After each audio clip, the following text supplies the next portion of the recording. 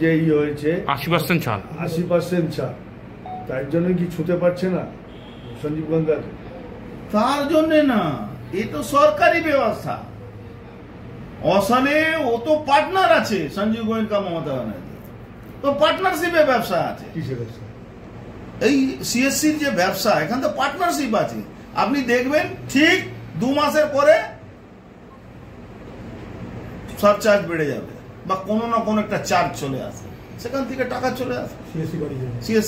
CSC লাভ দেওয়ার জন্য মমতা ব্যানার্জি তো মানে কি বলা যাবে, ওর নাটক করেন। ওই দেখলাম ওই একটা টেলিফোনিক কনভারসেশন হচ্ছে ওই একটা মিডিয়া হাউস সঙ্গে, নাটক করছেন। হ্যাঁ, 2 দিনের জন্য ছুটি বা বাড়ি থেকে বেরোতে। Mamata Banerjee private limited company plus CSC private limited company, তারা জয়েন্ট ভেঞ্চারে বাংলার মানুষকে লুটছে, জয়েন্ট ভেঞ্চারে লুট চলছে।